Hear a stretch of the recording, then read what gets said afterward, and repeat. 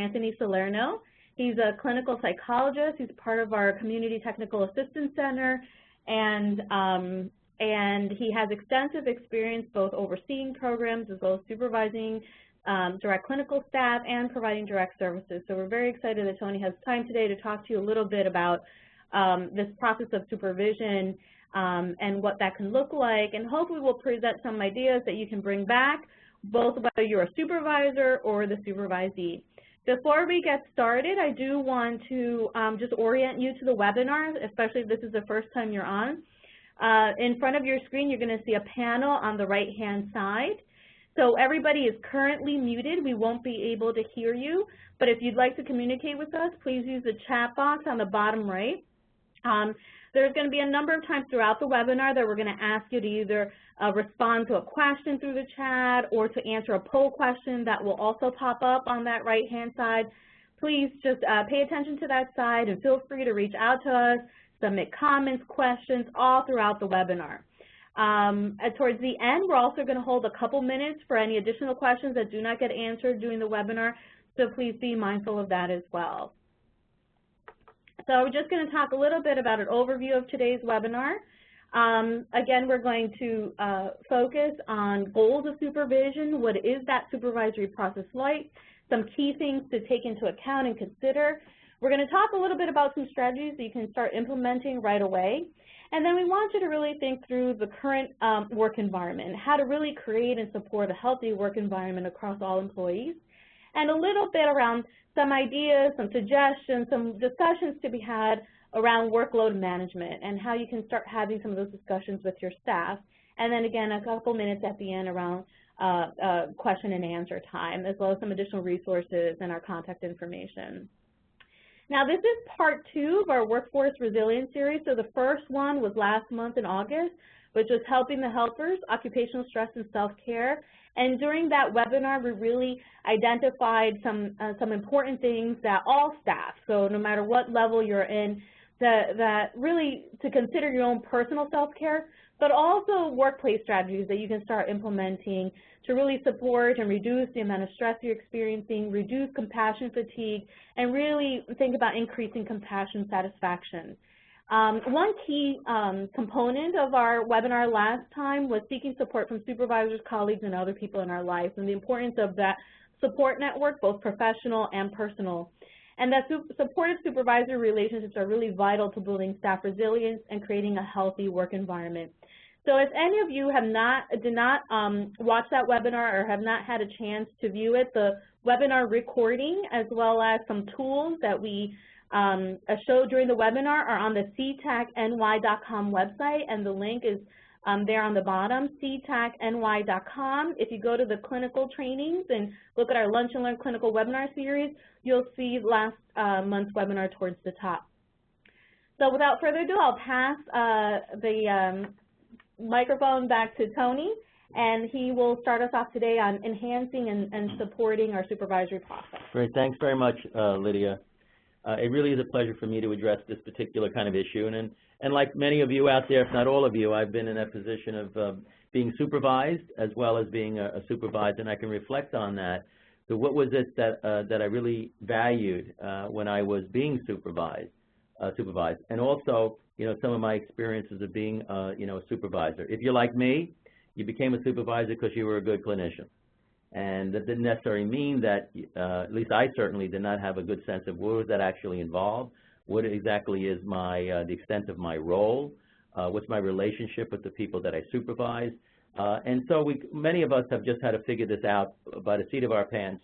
And I do want to just share with you what, both from personal learning as well as what the literature has to say about creating an environment where individuals can maximize their personal and professional satisfaction.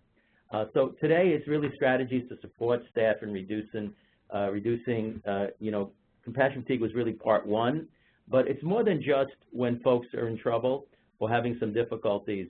The other part of creating a resilient environment really has to do with developing and strengthening opportunities to really bring out the best in all of us. And how do we develop relationships in a way and an environment that promotes both our personal and professional satisfaction.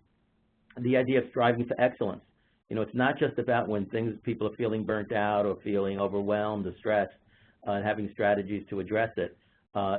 There's also the other piece of it, which is really try to create an environment that's really optimal for folks, where excellence is strived for, and where people really feel a very strong sense of commitment and satisfaction. And as it turns out, supervisors can play a critical role. And if you're like me, sometimes my satisfaction with my work really approximated and reflected my experience and my relationship, you know, with my supervisor.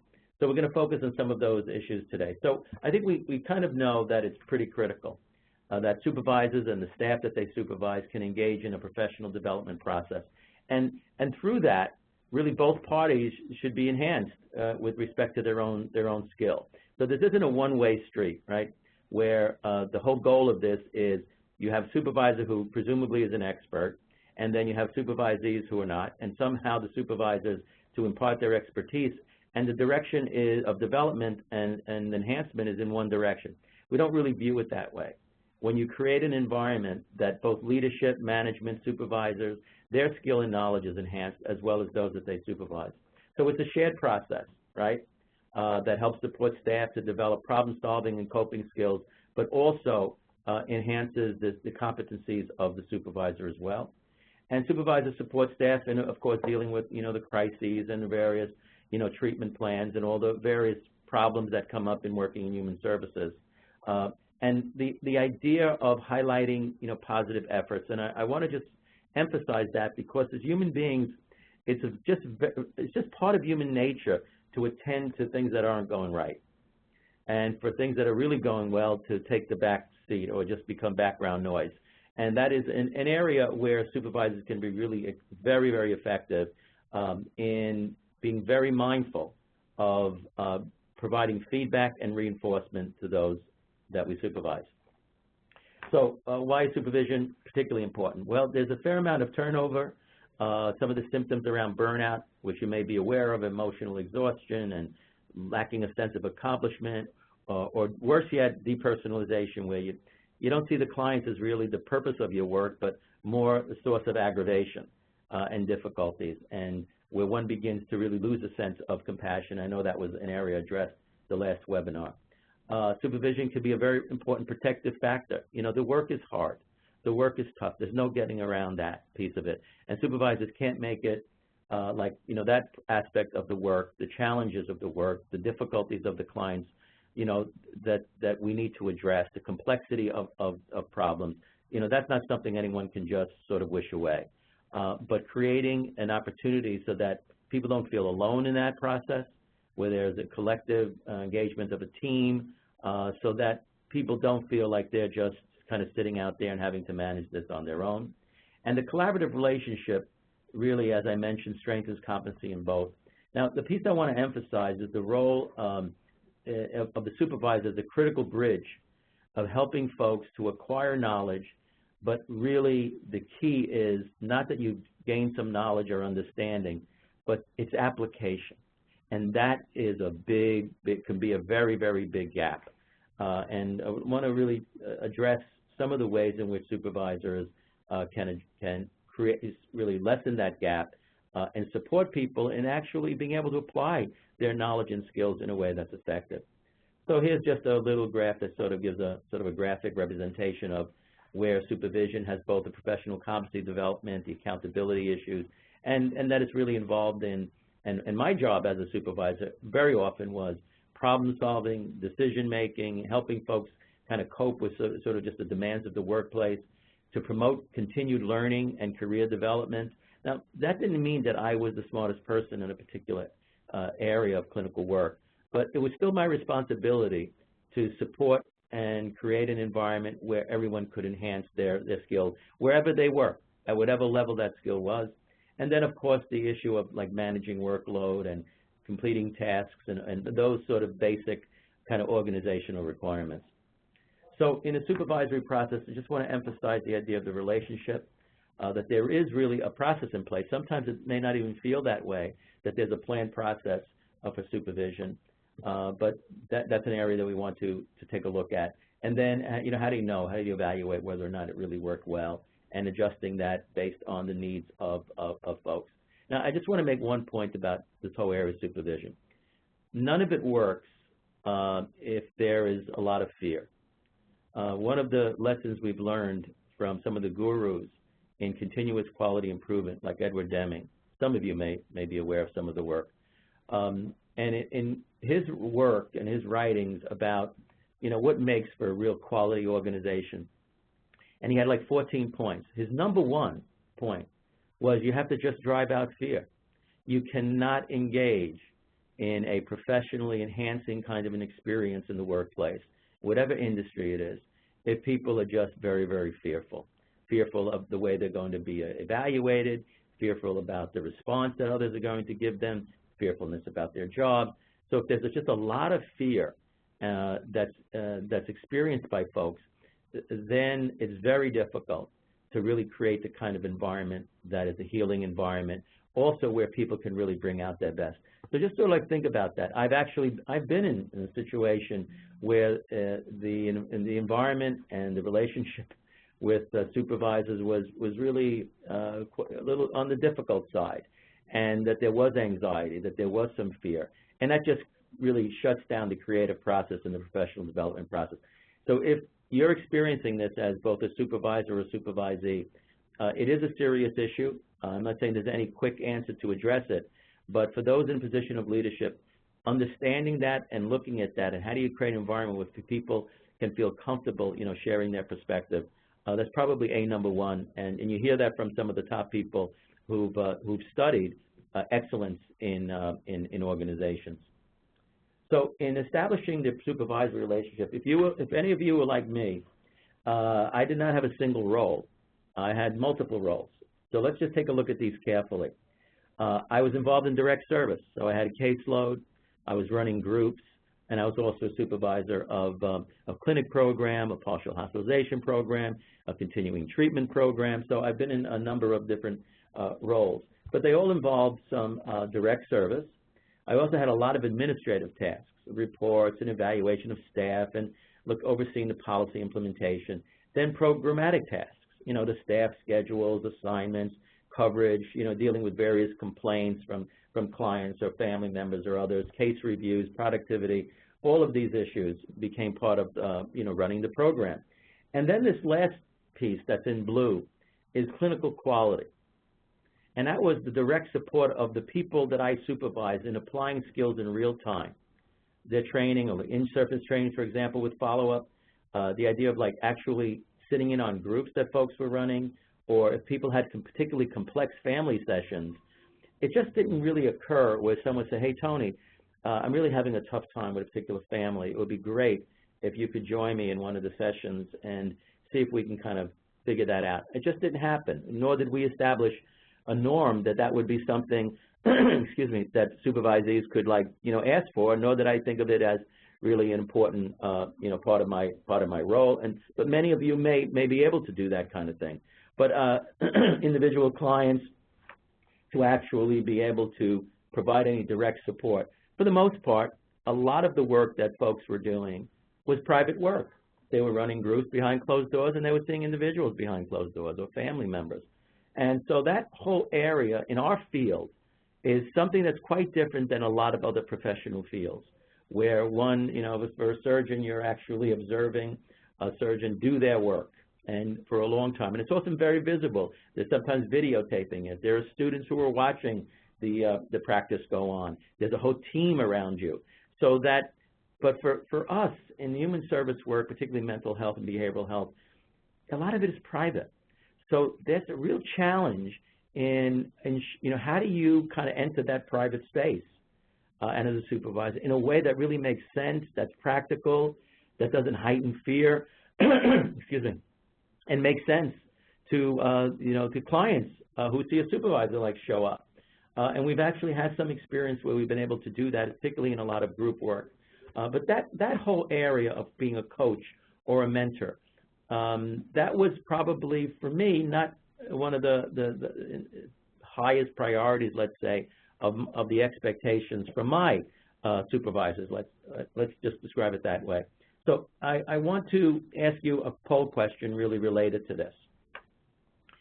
for those supervisors out there, if you can just think about this, and we'd love to hear from like all of you, when you think of the percentage of time that you actually spend on the clinical quality role of mentoring and coaching folks in their provision of services to clients, if you can just indicate, what percentage of your time do you think you're spending in that versus the administrative, the programmatic, the direct service that you may be providing.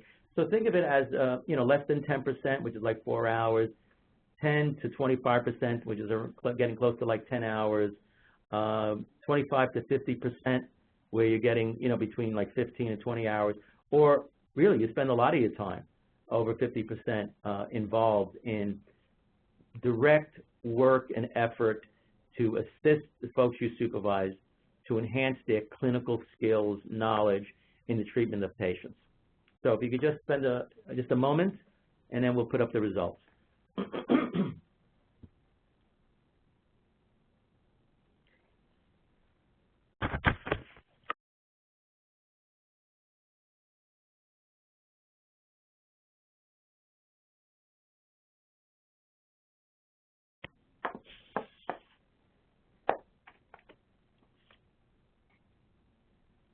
Okay, let's just give that a moment. And Amanda, do we have the results? We're all waiting with bated breath. Okay. So less than 10%. We had 11 of 68, so 11 folks. Between 10 and 25%, 15. Between 25 and 50, we had 8. And over 50%, 4 folks. So we've seen that it's basically the largest number is between like 10 and 25%, which actually is pretty good. But there's also a significant number where that tends to be less, where about 11 folks indicated that it was less than 4 hours, a week. Okay, so it sounds like there are opportunities out there, but that is still a good amount of one's job is focused on a lot of the programmatic and a lot of the administrative tasks as well. Okay, so let's go on to the next slide. Thanks very much for folks for responding. And we have let's see here. I want to ask folks to chat a little bit. I'd like to hear from some of you, and you can simply type in your response in the chat box. And as it comes up, I'll be able to see some of your responses, and I can just share it with the group, as well. So what are we going to chat about? What do you think is the biggest barrier to increasing your role as a supervisor? Or if you're a supervisee out there, it's fine too. What do you think really gets in the way of a supervisor really enhancing their role as a coach and mentor involved in direct supervision? So just make sure to use the chat box on the right-hand side. There's a blank box. You would type in your response. Use the drop-down, make sure it's sent to all panelists, and then hit send so that we can see your response. So we have a few coming in. So we have staff readiness, their burnout, lack of time, their own clinical responsibilities, my own clinical responsibilities with my caseload. Other barriers, again, time, the need for productivity or to produce, lack of time and other responsibilities or too many other responsibilities, the amount of time that is now required for administrative productivity, lack of trust, not viewed as important. So there's a number of areas. It seems like the theme is basically time, too many other responsibilities,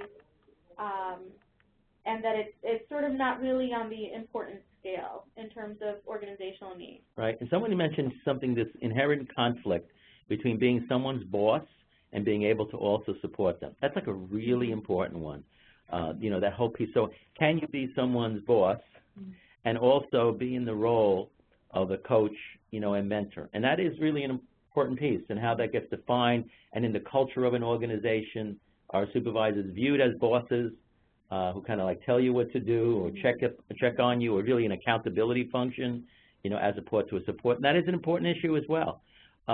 Administrative office support are primarily focused on like billing, So getting, that's the other issue is that so much of our tasks can sometimes seem kind of clerical or administrative. It's this principle of professionals like to work at a level that's commensurate with their credential.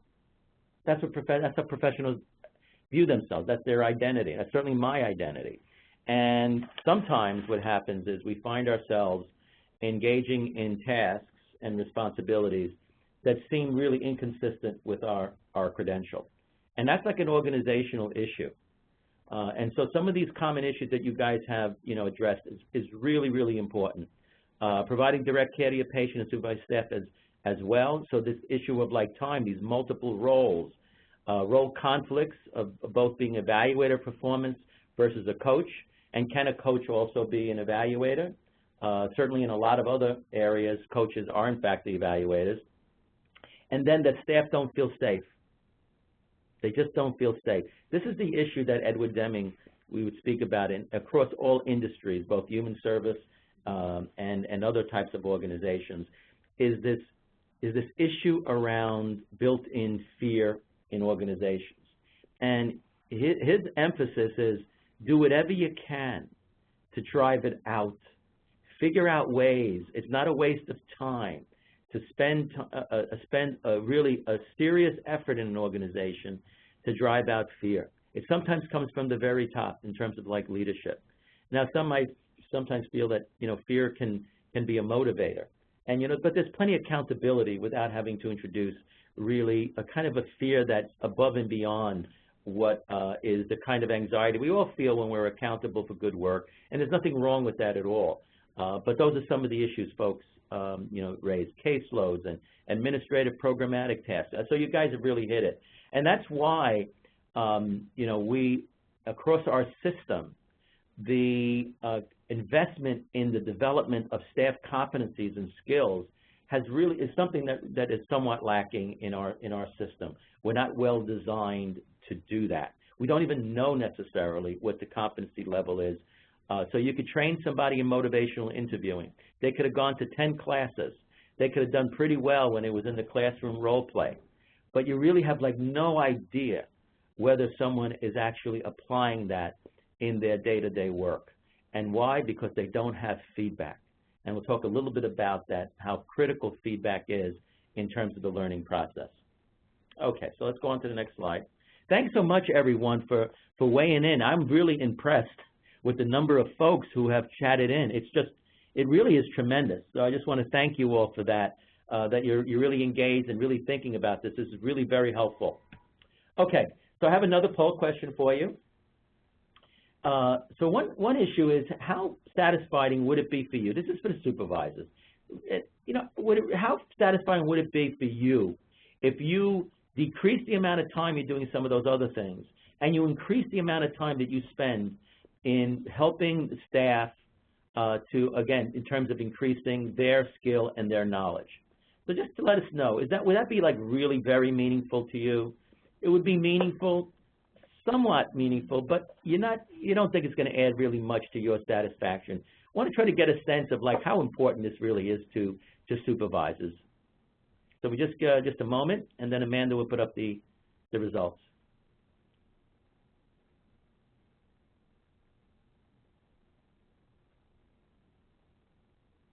Okay, I think we're almost ready to put up the results.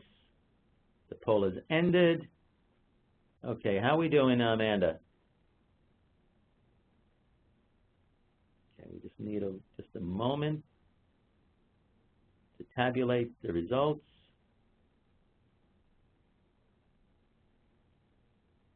Okay, so what we have is the majority of folks just think it's like really very, very meaningful. No one thinks that it's going to add, that it won't add to their satisfaction. For the majority of folks, the vast majority, it's either meaningful or very meaningful. So here's the dilemma, because your satisfaction is important too, and supervisors' commitment to their work and feeling that it's a place where they can enhance their professional well-being, that they can do the kinds of things that's very meaningful to them, that this is really not a side issue. This is an important issue for organizations. And I must tell you, I've had the opportunity to meet with an organization out in Utah that actually took this to heart. They were so incredibly serious about this issue, and I'll just share a little bit down the road of some of the things that they did that I'm going to share with you as well. And I think that they can give us a little bit of insight into what organizations can do. But it does take some courage, it does take some risk, and it does take the organization to make it a really high priority and to address some of the fiscal issues that are associated with making that change. So terrific. Thanks very much, folks, for sharing that. And now I want to just ask the supervisees out there only, how satisfying or meaningful would it be for your supervisor to increase the amount of time he or she spends in promoting clinical quality? I'm not quite sure how many folks who are not supervisors are on this webinar, but I didn't want to assume that there weren't any. So in the event that there are, we also want to know from the staff that would be supervised, would they want that? Do they want to have their supervisor spend more time in addressing clinical quality issues? So if we can just give you a moment to respond. And again, this is just for supervisees only. Just give it a moment. And then Amanda will bring up the results. The poll has ended. In just a moment, we'll get a sense of what folks are thinking about out there.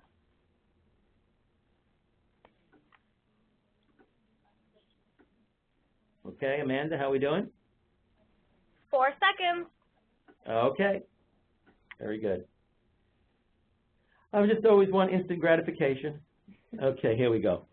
So we have a handful, but pretty much the handful is saying it's very meaningful. So that's kind of like an interesting thing. So it's meaningful to supervisors, it's meaningful to those that they supervise, and yet it doesn't really happen as much as perhaps would be really optimal in promoting an environment where clinical skill and knowledge and the positive outcomes that go along with that, are really at the center of good work. Okay, thanks very much, folks. We're going to get on. Okay, now here's just one last poll question, and this has to do with direct observation. And the point I made before was that we are one of the few professions where there's very little outside kind of observation of the work that we do, even from the client's perspective. It isn't as if the clients are in that position to sort of say, whether you found this encounter. I mean, they may find it as a benefit, but they may not have a sense of whether or not you're applying some of the best practices in addressing or treating their various conditions. So how often would your supervisor actually observe your work? I know there's only about 10 folks out there, but I would really be curious to know from that group, and I know the supervisors might be very curious to know as well, how do you have actually observed your work in a group or individual modality? A is never. 1 is you one time supervisor sat in or observed your work. 2 to 3 times or over 5 times. So the poll has ended. We should just have the results in a moment. I'm very curious about this. Never is the largest number. A few people 1 time. A few people about 2 to 5. And there's a number of folks who over 5 times. So for some, there's an opportunity where the supervisor and the person being supervised really are in a setting and have an opportunity where there is direct observation. But for most, they've never had that. And it's really rare in professional services where there's almost a complete absence of direct observation of the application of clinical work and clinical training in the work. Thanks so much, folks, for sharing that. Okay, so I want to kind of then build on this whole idea. And the reason why I'm building on it is that when folks have taken a look at building this role of coaching and mentoring, and particularly the group that's examined this out in Utah, what they found was a significant increase in job satisfaction for both supervisors and supervisees, improved outcomes that they were monitoring for the clients that they were serving, improved implementation and application of evidence-based practices at a high level of fidelity. So this was kind of really interesting that they were wanting to see, they wanted to ask the question, is this really worth it? If you do provide a lot more coaching and supervision, direct supervision, enhancing skills, is that really going to result in better outcomes? Because it does take a lot to begin to shift the major role of supervisors towards that clinical quality end. But in that clinical quality end, the focus is really supporting professional development of practitioners through a collaborative relationship. And I want to underline the notion of collaborative. So in supervision is really about the relationship. And some folks already mentioned that, well, Tony, you know, it's kind of like you can have a dual relationship with supervisors. You're going to be sort of like their boss, kind of evaluator. Can you be a coach? Can you be a mentor? Is your role to kind of address compassion fatigue? You know, it's very complex, and we don't want to present like there's a simple answer to this.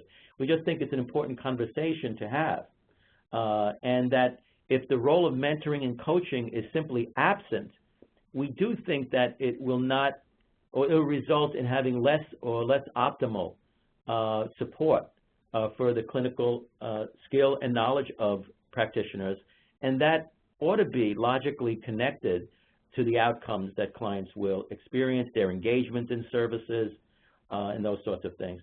So in terms of the quality relationship, it includes, of course, the emotional experience of being in this work. We all know that. We all know that this is a work that where you can go from anywhere from frustration, sometimes a sense of like helplessness, sometimes a sadness because of such difficulties that our clients are experiencing. I mean, it's all sorts of strong feelings that are associated with this work. This is not cold emotional work. It's not rote, it's not assembly line where just boredom is the issue. I don't think boredom is the big issue that we face in our profession at all.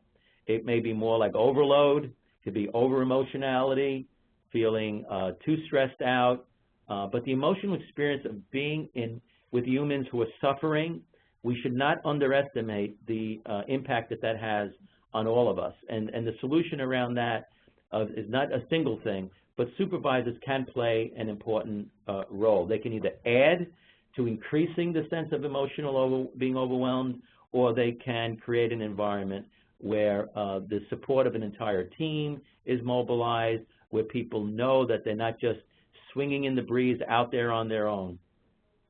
And also to improve the quality of interventions. Organizational accountability, of course, is important, and addressing the issues related to caseloads and workload management, which is a major concern for like everyone. And the other piece is really, that I was mentioning around coaching and mentoring, is the helping folks to increase their personal learning, their own career, and their overall professional development opportunities. So in all of these efforts, the supervisory process developed with both the supervisor and the supervisee. So if it's around clinical skill area, or it's around particular challenging clients, but developing this that is really something that, it isn't like the supervisor just shows up. That is not something that you're springing on people. It's not a catch-up kind of like moment, but it's something that is really agreed upon by the supervisor and supervisee. And you pick a time and a date where it's convenient. And let me just give you an example of what I mean by that. If someone is like running a group, and your plan is, I'm going to sit in on the group. It isn't like, hey, listen, hey, Tony, I'm going to sit on your group Tuesday. The group that you're running on wellness self-management, I'm going to just sit on that and just see how you're doing. No, we don't think that might be the best. But really to have a conversation around, so Tony, what are you trying to accomplish in that particular group? What are some of the challenges that you're experiencing? What's going to be the focus of your next group? Are there any clients that you're particularly concerned about? You know, where are you in this whole process? And you know, what is your plan for the next meeting? You know, what way can I be helpful? Let's take a look at What would be some elements of effective group facilitation? So and then, you know, you're really having the supervisee in that role of saying, well, in what way, if you ask, well, what way can I be helpful to you? The supervisee may be able to say something like, look, when you're sitting in the group, I'll introduce you to the group, why you're here. You know, that's what we do here. We're about learning. That's what all of our environment is about. I'll do that. I'll prepare the group for your coming in. And the way you can help is, I want you to really zero in on my being able to get everyone involved. Sometimes what I find is I'm just talking to 2 or 3 clients, and the other 7 clients are just not engaged. And I'm concerned about that. So when you come in, I'd like you to kind of, if you have any pointers around how I could engage some of the others who are quiet, because I'm having a little bit of a tough time doing that. Now that is really a collaborative process. And that's sort of just an example, you know, of how that would work. And that is really clear to both parties, right, and focused on the application of knowledge and skill. So, you know, it isn't, if the person you're supervising says, this process supervision is not helpful, then that's all you really need to know. Our position would be that you really have effective supervision going on when the person you're supervising says this was helpful. And we even mean that for the folks that some of the folks you supervise that you're really concerned about in terms of the quality. You know, unless you're looking to just fire somebody, that's one thing.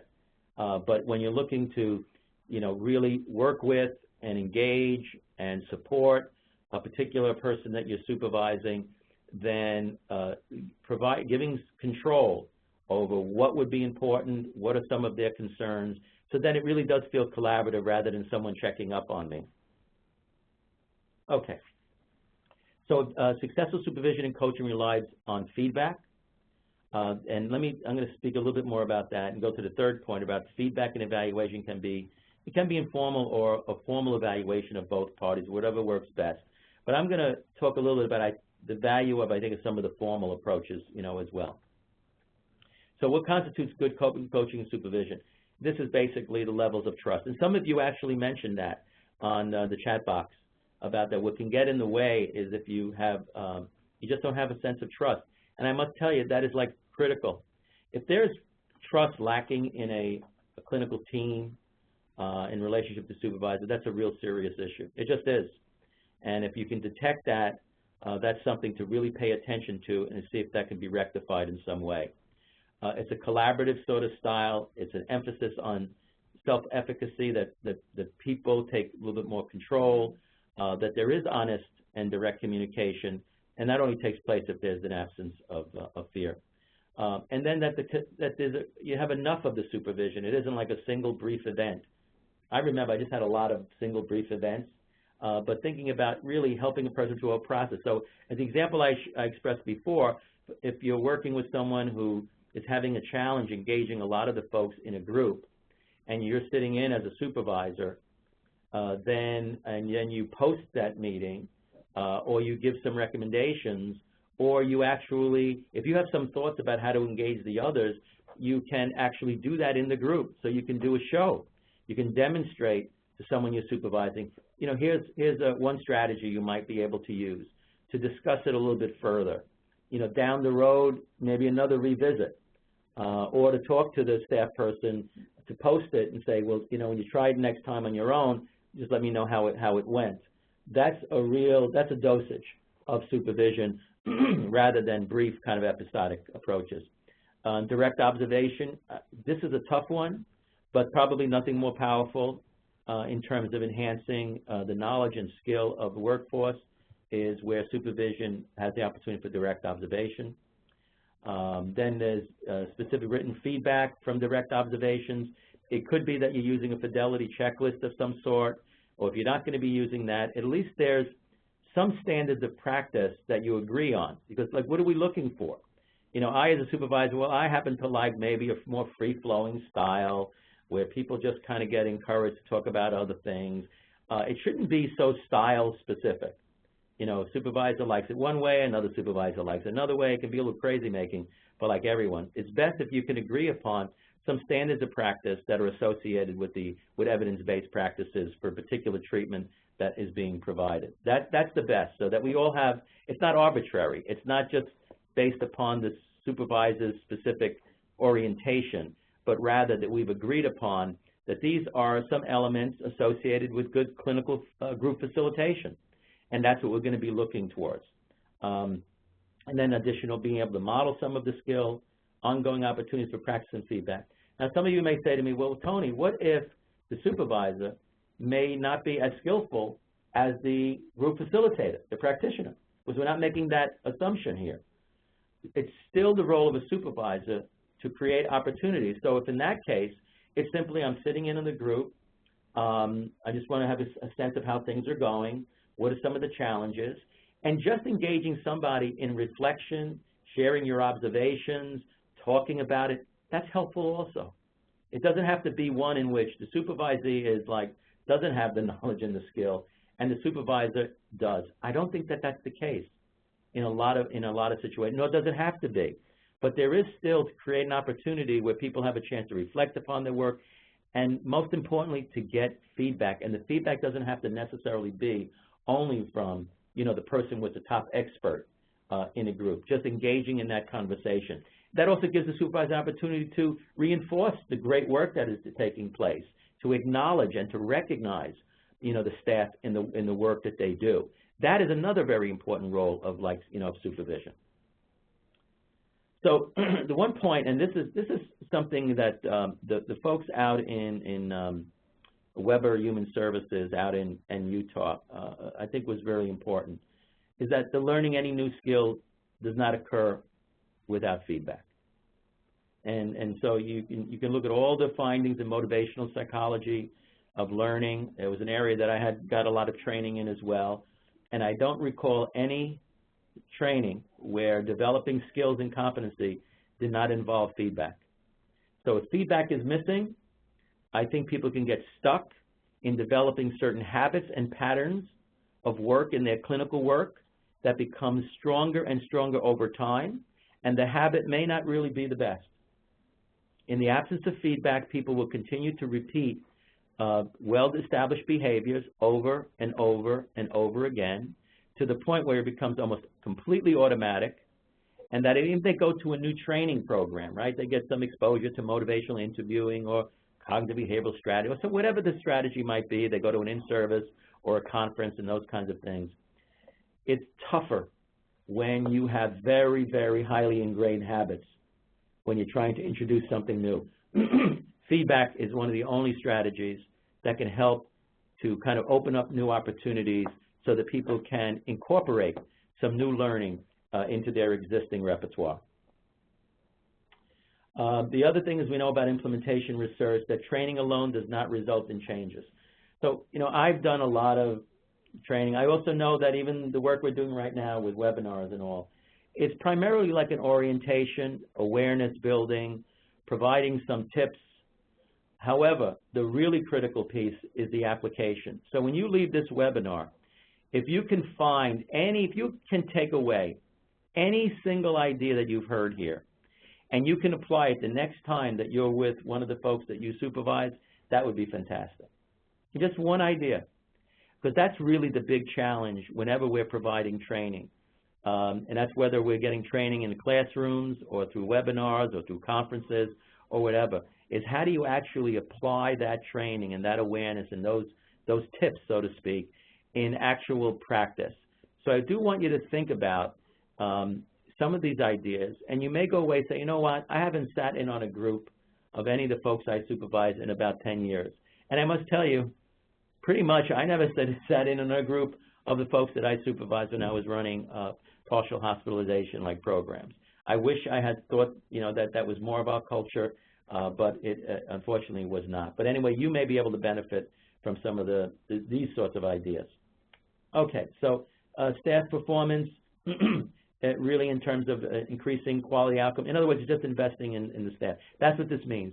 Rather than just overseeing, managing, holding people accountable, measuring productivity, all the personnel-related kinds of issues, that we're saying, look, in this program, we invest in you as a professional, which means continuous education, means continuous knowledge building. It isn't like you're there, just keep doing what you've been doing for the last 20 years and that's fine. I think that is not an optimal way for an organization to function, and also being able to provide reinforcement. And there's a responsibility of the supervisor, but also the staff. This is not just a one-way kind of direction here.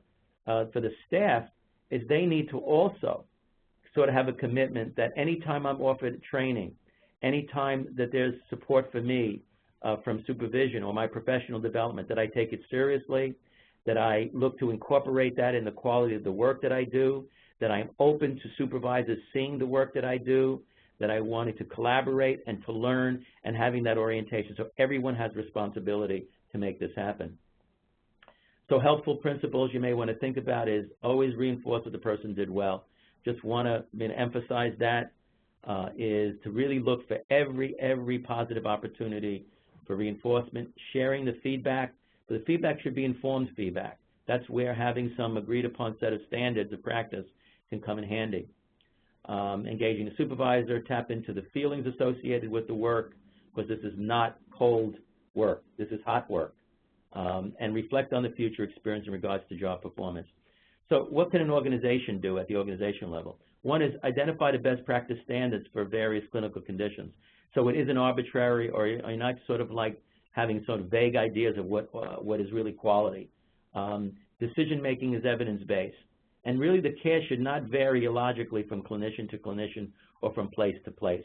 So that's the area of really looking at the scientific knowledge. What are some of the best practices out there? Do you even have ways of knowing whether or not the outcomes, whether you're using standardized measures for the clinical outcomes or using client-specific measures, but would you even know? And that's a really important thing, because just as important as feedback is whether or not you're achieving outcomes. So it's kind of hard to know, what is quality unless you've also identified what the outcomes are. Establish some opportunities for direct observation, and recognize that all of the supervision is a means to an end, not an end in itself. Okay, so I just want to ask you guys in the chat. You guys are so great before. Quick question. I want you to think about this. What is the most important factor related to your professional and personal satisfaction in your work? Just one. Just think about what really is the most important experience, factor, element related to your professional and personal satisfaction in your work. Let me just give you a moment.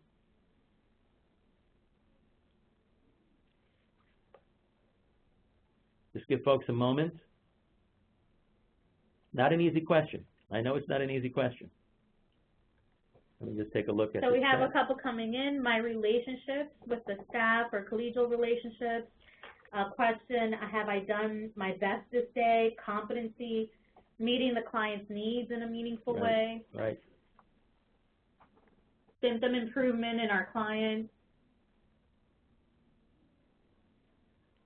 Seeing the, let's see, making a difference with staff. Wow, it's coming in fast and furious here. Thank you, folks. So the quality of life for patients. That we're seeing the staff just enjoying their job. I couldn't agree more with that. You can tell it isn't like it's secret. It isn't like people keep it to themselves.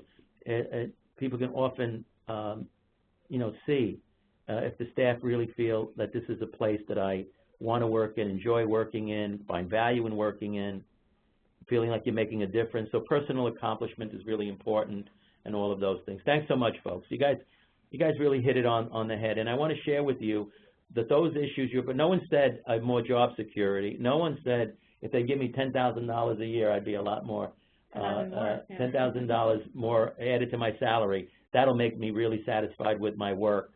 If they just gave me some bonuses, that would really make me satisfied. No one seemed to say that.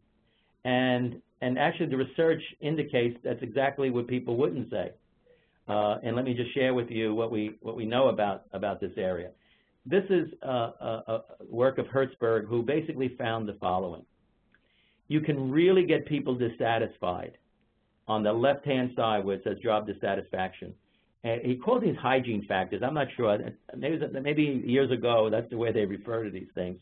But it had to do with the working conditions, the rules, your wage, your salary, whether they had a corner office, all those sorts of things. And if really you had like lousy, you really weren't satisfied with your salary at all, the working conditions weren't great, you have a lousy office with a lot of noise, or it's cold or too hot, it can really piss people off. They can feel satisfied. But if you were to take care of those things, give a person a nice office, raise their salary another $10,000, give them a pension kind of like plan, make sure that the policies and rules are a lot, clear and all, that would be nice. It would help them to be less dissatisfied or remove dissatisfaction, stress, but it won't make a person satisfied. It was the other side that makes people satisfied. So not having those things can really make it dissatisfying, but if they take care of that, like I have a nice office here at NYU. Let me tell you, my job satisfaction has nothing to do with the size of the office that I have here. It has to do with all the things you guys mentioned. Is this really rewarding? Am I developing as a person? Am I growing? Are the people that I serve really benefiting? Do I have a sense of accomplishment? All of those things, right, is important. So job satisfaction, achievement, recognition, responsibility, the work extent. So that's what, for supervisors, if you were to think about what is it that I can do, and for the organization, what can we do as an organization, it's those things. It's those motivating factors that are going to be the key. So in a healthy work environment, you want to reduce certain things. So you have to ask yourself, are workplace policies clear? Is the environment conducive to work? Are salaries and benefits really adequate? Is supervision provided regularly and meaningfully? Do workers have opportunities to communicate, build relationships? These are all the sorts of things that help there. But increasing satisfaction has to do with all the things you guys mentioned, of personal achievement, accomplishments, that your responsibility are in line with your training and your level of credential. Our advanced practitioners doing too much clerical or basic administrative kind of like work. Is the work generally, meaningful? So, you spend your day, can you, at the end of the day, do you say, gee, I did things that were important today, or today was just a big waste of time? Are we providing opportunities for advancement? Can supervision really help that personal and professional growth? So becoming a resilient organization, these are just sort of like signs, and I'm sure you guys are very much aware of this. How do we know that we're really building that kind of environment where people have a sense of productivity in the best sense of the word, accomplishments, professional meaning, supervision directed towards helping individuals to increase their skill and knowledge? That is a very powerful motivator. Okay, so taking a look at this, increasing client complaints. The work seems, people taking more time off. There's missed deadlines, incomplete kind of work. People who seem to be arguing with each other a little bit more. They seem to be more irritated, on each other's nerve. There's more gossiping going on. There's, staff turnover. All of these are indicators that there's an unhealthy thing going on, and it's just important for organizations to be attentive to that. The other piece, of course, is workload management. When you guys were mentioning before around time, one of the biggest challenges, how can supervisors support workload management? I raise this because this is one of the biggest areas that's on the minds of practitioners. And is there even a clear rationale for how cases are assigned? Is this communicated to the work? If I asked any of the folks who are clinicians and practitioners, so, what's your caseload like? How is that developed? Is it equitable across clinicians? Is there a rationale for why you're carrying this number of cases? All of those sorts of things. Being understandable to people, it seems to be very, very important, rather than it being arbitrary or feeling like unfair. Is there a process in place to review cases regularly? So is there anyone on your caseload you think we can discharge? Are you encouraging, giving opportunities for worker, self-care? So this whole area of like just helping people to manage their workload so that they don't have this sense of just being overwhelmed, always catching up, which then puts the practitioners, is directed more towards their self-management rather than to really assisting clients. Because you only have a certain amount of energy. And so managing workload, I know there was some resource materials that we could make available to folks around, how do you develop caseloads and those kinds of things. There are some materials out there that we can make available, as well. So we have like 2 minutes left. Thank you so much, Tony, for a wonderful presentation. It doesn't look like we've had too many questions come in. You must have answered everybody's concerns. That's the way I would interpret it.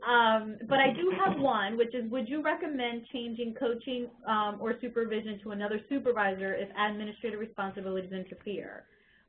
So having to implement performance and disciplinary measures, for example. Would you recommend splitting coaching for a different supervisor than those that do performance management?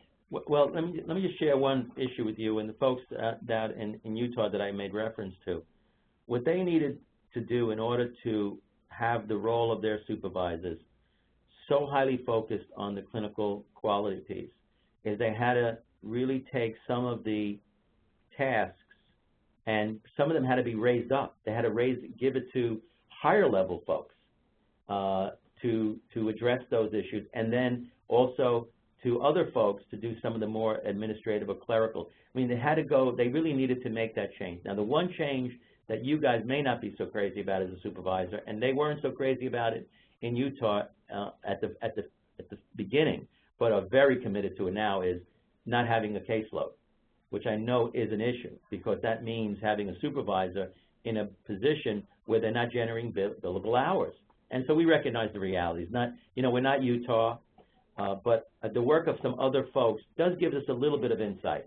Maybe there are some elements we can adopt. And the one element that I think might be useful to adopt is to think about any opportunity that you can create to be able to provide direct feedback on the work of clients, of your staff, both in either individual work, family work, or in group work. Group work is easier, family work is a little easier, individuals a little more difficult. Some folks have used even just having a cell phone in the session while the supervisor is listening to it in another room, explaining that to the family or to the client while you're doing that. So thinking about how you really would explain it to someone, I think, is an important issue. But I do think for us to really develop the clinical skill, investing in the workforce, I really see it as that. It's investing in the workforce, because I think once you get your degree, you're out there, just do the work. I think it's a very low level of investment in the workforce. So we hope we can at least start conversation. You guys can begin to think about having those direct observational opportunities to be able to provide some feedback. It can make a dramatic difference in the work that you do. Thank you so much, folks. And just one last note from Lydia. So here we have a couple resources, especially those specific to social work and some caseload management strategies that you may want to take a look at.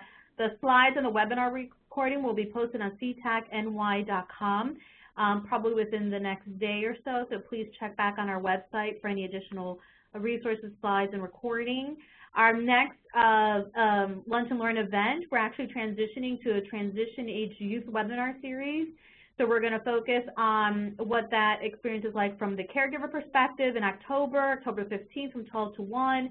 We're then going to focus on the youth perspective in November, as well as some helpful treatment models in December for this population. So please register. An announcement should have been sent out, and it's also on the website. This is our contact information. Feel free to reach us with any questions or concern, and again, the URL for the website, ctacny.com. Thank you, everybody, for participating. This has been a wonderful webinar. Have a great day. Bye-bye, everyone.